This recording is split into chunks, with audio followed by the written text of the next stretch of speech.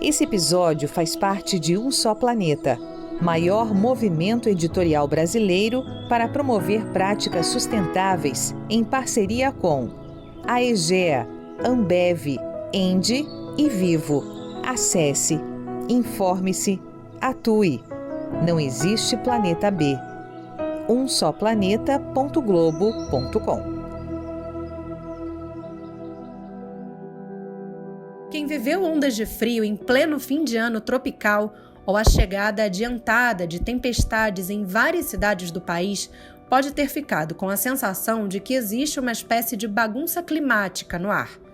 A temporada de chuvas parece pior a cada ano e os casacos saem do armário numa época que deveria ser de calor.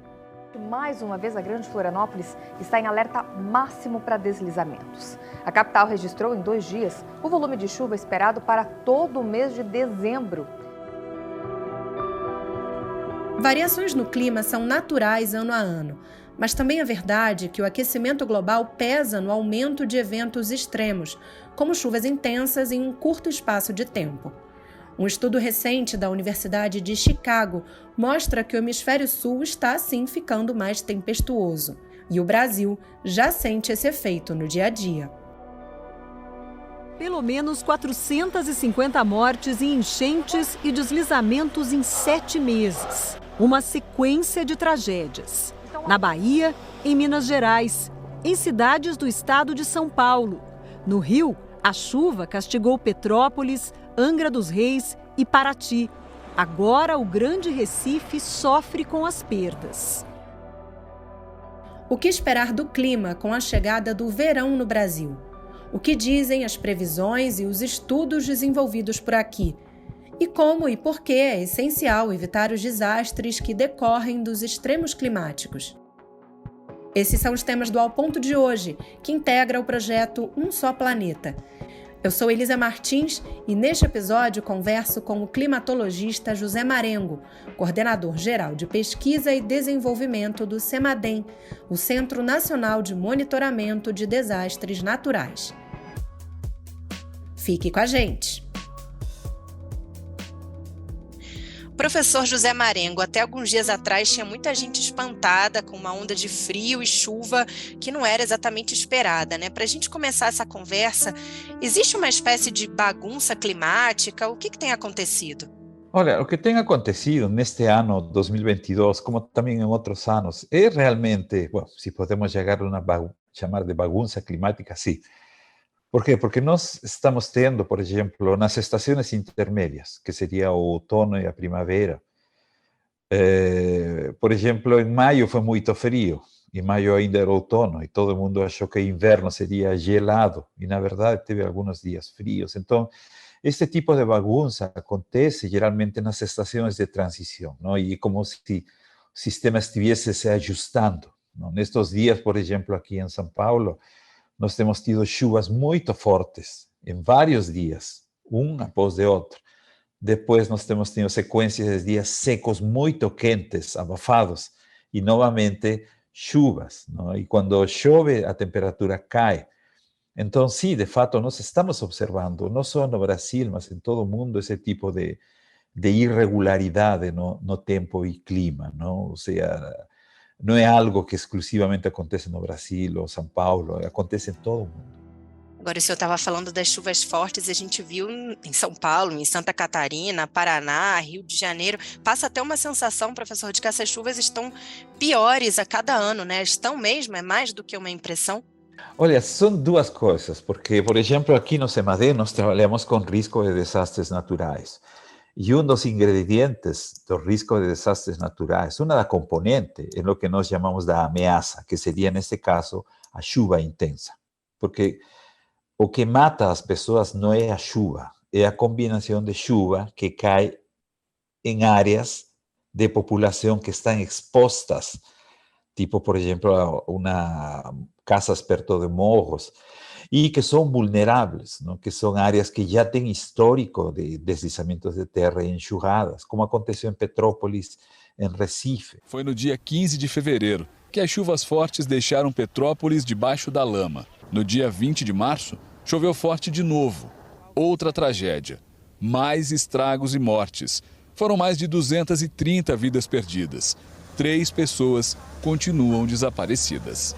Então, vendo assim, se os extremos de chuva aumentam, se a vulnerabilidade da população aumenta, se aumenta também a exposição, então nós vamos a ter más desastres y más muertos, ¿no? Y, por ejemplo, en estos días ha llovido en Petrópolis, que la población ya fue alertada, mas de fato sí, ¿no? Este año, particularmente este año, en la primera mitad de 2022, más de 400 personas perdieron la vida como consecuencia de desastres deflagrados por lluvia intensa, ¿no? Y 400 en 6 meses, que es mucho más de lo que acumulado nos años anteriores, ¿no? O sea, sí, de fato, nuestros desastres aquí en Brasil son generalmente consecuencia de lluvias intensas y eso es lo que está aconteciendo en esta época, ¿no? O sea, lembrar que esta época ya estamos en la estación chuvosa. No sudeste, el pico de estación chuvosa, diciembre y janeiro. O sea, es normal que llueva en esta época do ano. O problema es que esa lluvia está cayendo muy irregular. Cae en pocos días, muy intensas, que llegan desastres. O sea, no es una lluvia así distribuida en toda la estación, se concentra en pocos días, lo que nós chamamos os extremos. Pois é, professor, é possível a gente medir nesses eventos que a gente mencionou, a gente falou até de bagunça climática, é possível a gente medir o peso da mudança climática nesses eventos e o que seriam os fenômenos naturais e o que já é uma influência da mudança climática nisso que a gente tem vivido? Olha, em climatologia usamos dos termos. Primeiro, que é a variabilidade natural do clima. O sea, o clima sempre mudou naturalmente. Nós já passamos por períodos na história, cientos de miles de anos, com níveis de carvão altos, temperaturas muito altas, na ausência de ser humano, não? Ou seja, já é um histórico.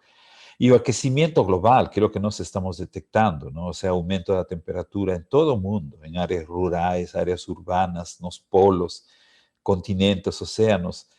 Isso já está sendo observado em todo o mundo, ninguém pode questionar, os dados mostram isso, e tem sido particularmente mais intenso nos últimos 30, 40 anos, ¿no?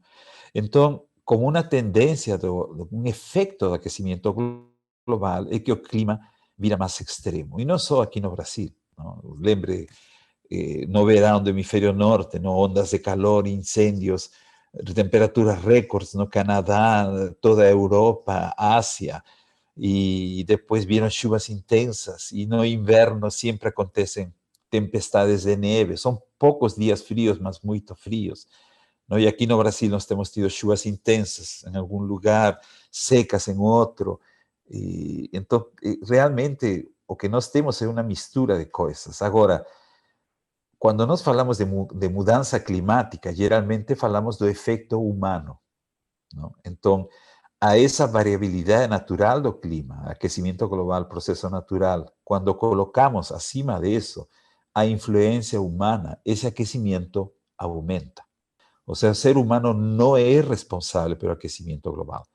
O ser humano amplifica algo que é natural. E quando amplifica, aí nós temos extremos mais intensos, que no caso do Brasil, esos extremos geram chuvas intensas que geram desastres naturais. Então, existe toda uma ciência que nós chamamos de atribuição, que podem dizer, a este extremo está asociado a variabilidade natural do clima, por exemplo, como foi a seca que aconteceu em 2012, 13, 14 no Nordeste, ou este evento aconteceu porque teve um efeito significativo do aquecimento global humano, como foi as chuvas de Belo Horizonte de janeiro de 2020. Não? Ou seja, já estão começando a aparecer estudos no Brasil e em todo o mundo que já estão atribuindo algum extremo, uma onda de calor, uma seca, chuvas intensas, às atividades humanas, não? É uma ciência que recém está começando a aparecer, não? Mas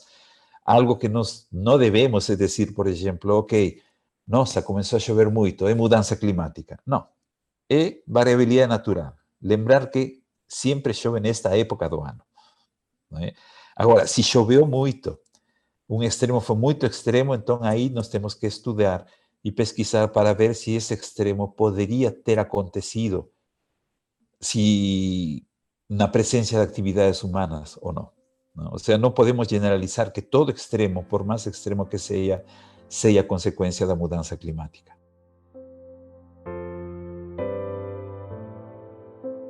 Dezembro normalmente é chuvoso em grande parte do país, mas o volume de chuva costuma ser mais distribuído. Mas não é o que está acontecendo. Nos primeiros 7 dias do mês, choveu muito em quase todo o país. E olha só, em Vitória, choveu já 70% da média para o mês todo. É muita chuva. Em Curitiba, quase 50%. Em Florianópolis, mais de 40%. O que as pesquisas, professor, indicam, as previsões indicam em relação ao verão no Brasil? A gente vai ter os tradicionais dias quentes de calor ou a gente vai ver dias mais cinzas e frios do que o normal nesse próximo verão? Atualmente nós estamos ainda na influência do fenômeno de La Niña, não? Ou seja, o fenômeno de La Niña é aquele esfriamento das águas superficiais do Oceano Pacífico Equatorial. E isso tem geralmente um impacto no Brasil, não? Particularmente na região sul, na Bacia do Prata, com menos chuvas que o normal, não?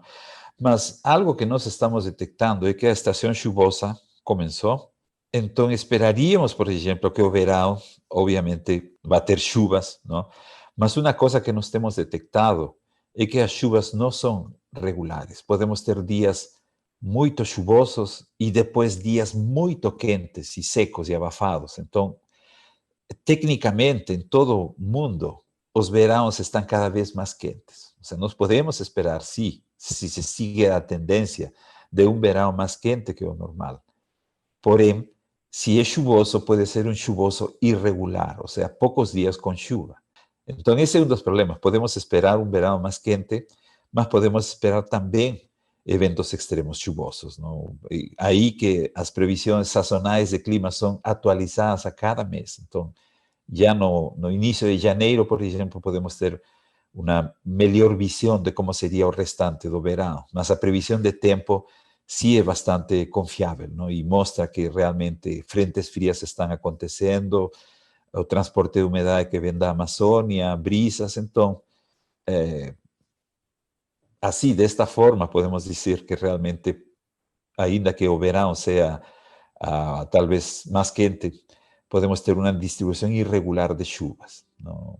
Mas, infelizmente, cai onde não queremos que caia, não? Que são em áreas urbanas vulneráveis, não? Exatamente, professor. Essas tempestades que nós comentamos das últimas semanas, elas podem ser uma prévia do que esperar para o próximo verão? Todos os verãos temos episódios de chuva intensa e, obviamente, todos os verãos vamos a ter desastres, não? Então, é uma situação na qual os institutos de meteorologia fazem previsão de tempo da chuva e centros como o CEMADEM fazem previsão de risco associados a esses extremos de chuva, não? Então, se vai chover, mas nós temos que avisar à população que isso pode gerar um risco alto de deslizamento de terra, como, por exemplo, acontece sempre em Franco da Rocha, não? Que pessoas continuam morrendo como consequência, e sempre acontece aí. Ou seja, já é histórico que aconteça isso, mas para evitar isso, além de uma previsão de tempo, também precisa de ações que não dependem do clima, não? Como, por exemplo, a Defesa Civil tem que estar atenta, os governos têm que fornecer áreas seguras, por exemplo, para caso de que tenha que evacuar pessoas, levar para áreas seguras, áreas altas ou áreas longe de áreas de risco, não? Que isso não está funcionando muito bem. Então, infelizmente, por melhor que seja a previsão de tempo, sempre temos fatalidades como consequência de desastres naturais, não?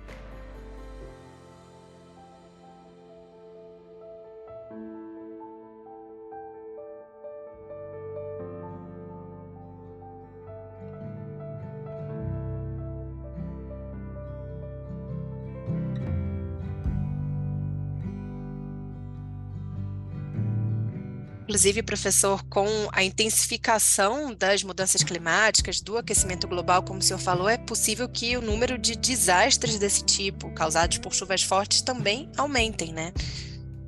Exato. Nós desenvolvemos um estudo aqui no CEMADEM, não? Onde nós simulamos, por exemplo, aquecimento de 2 graus, 4 graus. E aí os eventos extremos de chuva aumentavam. Então, isso aumentava nas mesmas regiões que são as mais vulneráveis a extremos, não? Sudeste e sul do Brasil, que também tem uma alta densidade populacional, não? Mas esses experimentos que fizemos multiplicam o número de desastres. Mas a vulnerabilidade, algo que não conseguimos modelar, porque isso depende já de políticas de governo, políticas municipais. Então, se as chuvas extremas aumentam e nada é feito para reduzir a vulnerabilidade da população, nós vamos a continuar tendo desastres cada vez maiores, não? E bom exemplo disso foi o que aconteceu em Petrópolis. Jamil parou na capa do Jornal do Brasil durante uma tempestade mortal em Petrópolis em 1981. Ficou conhecido por retirar dos escombros uma criança. Em 88, 134 pessoas morreram. Em 2011, foram mais de 900 em 6 municípios da região serrana. Sim, o clima expõe também uma questão social, né, professor? E aí a gente também lida hoje em dia com muita questão de negacionismo. Os negacionistas ambientais, por exemplo, eles utilizam essas ondas de frio ou as tempestades fora de hora, digamos, justamente para questionar a ideia do aquecimento global. Como é que a ciência explica isso, pode combater, né, justamente esse negacionismo e fazer as pessoas realmente acreditarem que não é uma bagunça climática à toa, ou que não são eventos extremos porque os cientistas estão falando, mas que existem fatos que o comprovam? Existem dois tipos de pessoas, os céticos e os negacionistas, não? Os céticos são aqueles que questionam, por exemplo, o aquecimento global e ações humanas. ¿Por quê? Porque eles dizem que no passado já aconteceu aquecimento, já aconteceu aumento de CO2, na ausência de ser humano. Então, isso é verdade, não? Mas estamos falando de escalas de tempo diferentes. Quando falamos de mudança climática, estamos falando de 200, 300 anos, que é nosso período de vida. Entendeu? Não sabemos que no futuro, daqui a 10.000 anos, o clima vai mudar, mas nós queremos viver bem nas próximas décadas, não? Que nós não queremos extremos, não? Já o negacionista é aquele que nega os fatos, que espalha notícias, que incluindo ataques pessoais contra pessoas, contra os pesquisadores, não? E isso tem sido muito fake news do governo que está acabando, não? Me lembro claramente de um sobrenome presidencial que ele estava em uma tempestade no Central Park em Nova York, uma tempestade de neve, e aí disse, onde que está o aquecimento global? Durante o inverno. Fala pessoal, estou num lugar aqui nos Estados Unidos que fica tão distante da linha do Equador quanto Buenos Aires. Muitas pessoas sabem, né, que em Buenos Aires não neva assim, e aqui está um inverno daqueles, temperatura abaixo de zero comumente, e eu estou aqui para falar um pouquinho de aquecimento global. Só que se ele tivesse ido durante o verão, aí ele ia sentir o verão recorde que aconteceu nessa mesma região. Ou seja, os extremos estão cada vez mais extremos, e isso é consequência do aquecimento global, não? O negacionismo é algo que, infelizmente, está protegido pela famosa liberdade de expressão, mas já existe conhecimento científico e técnico que mostra isso, não? E, obviamente, cada um pode ter a opinião que quiser. Mas uma coisa que eu, pessoalmente, como pesquisador e acadêmico, não tolero é meter essas mentalidades nas cabeças das jovens, das pessoas mais jovens, ou dos leigos, que dizem, não, mas tal senador, tal deputado, tal presidente falou que mudança climática não existe, então não existe. E aí que vem aquela percepção que estou falando, não? O clima está mudando, todo mundo já percebeu que o clima está mudando, independente se natural ou independente se é humano. Não? Então, esse tipo de coisas, muitas vezes, é algo que atrapalha, não? Felizmente, o número de céticos é cada vez menor, mas são bastante barulhentos. Sim, o senhor diria que a maioria dos países já começou a dar a devida atenção ao tema? Olha, vontade existe, e você vê isso nas COPs, não? Depois daquela conferência do Acordo de Paris, todo mundo estava super animado, assinaram um documento para reduzir as emissões e desmatamento e reduzir o aquecimento a menos de 2 graus. Mas depois veio a crise econômica, veio a Covid, que complicou tudo, Então, aí as pessoas começaram a deixar a agenda ambiental e dedicaram mais a problemas imediatos, como era a Covid. Não? Então, em cada uma das COPs que aconteceram, Glasgow o ano passado, este ano no Egito, aí você vê a vontade das pessoas, mas ninguém quer se comprometer assim fortemente, não? Porque muitas vezes uma agenda ambiental pode meio que desbalancear a agenda econômica do governo, não? Ou seja, eu considero que os governantes e todos, particularmente na Europa, têm percepção de que o clima está mudando, mas, infelizmente, estes acordos têm que ser globais, porque se a Europa e Estados Unidos dizem sim e a China diz não, então não adianta muito, não? Você tem que trabalhar globalmente. E nestas últimas conferências, essa globalização, esse consenso, ficou meio que escondido, meio tímido, não? Então, infelizmente, eu acho que está passando isso. Mas não é tanto pela corrente negacionista, é simplesmente porque os governos acham de que qualquer solução que você faça agora em termos de redução de gases de efeito estufa ou desmatamento, isso vai ter resultados nas próximas décadas. Mas se você tem economia e tem Covid e manda só por 4 ou 5 anos de governo, você quer resolver esses problemas imediatos. Sim, daí a importância até da gente expor as informações, né, professor? Porque, como o senhor lembrava, não é só uma questão, a questão climática não é isolada, ela expõe fatores sociais, fatores econômicos. Para a gente até concluir essa conversa, professor, eu queria que o senhor comentasse esses desdobramentos que vão além dos eventos extremos, né? Trazem consequências geopolíticas, escassez de recursos. O que a gente pode esperar já a curto, médio e longo prazo em relação a isso? Não só falando de próximo verão, né? Esses efeitos continuam.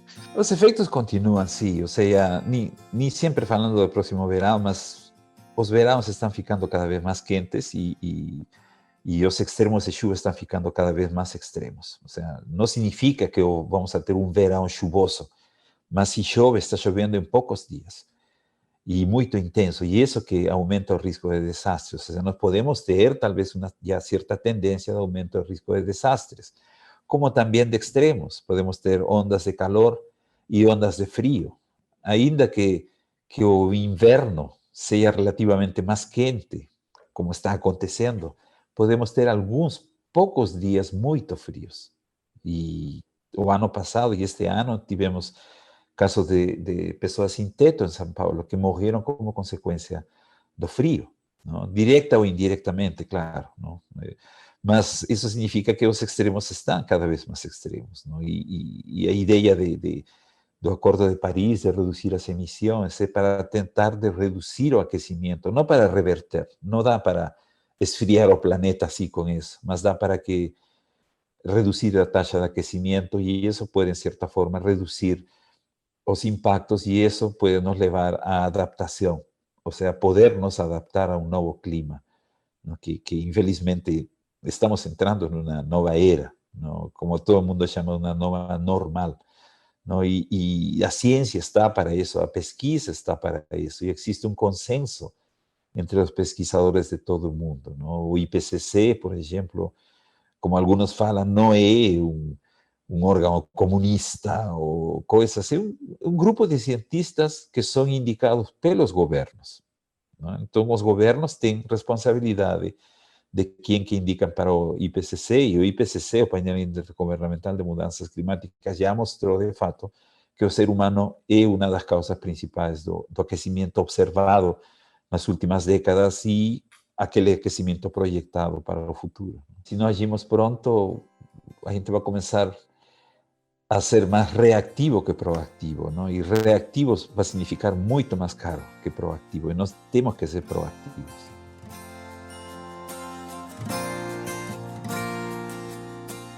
Professor José Marengo, obrigada pela participação aqui no Ao Ponto. Até a próxima, professor. Eu que agradeço. Que tenha um bom dia. Até logo.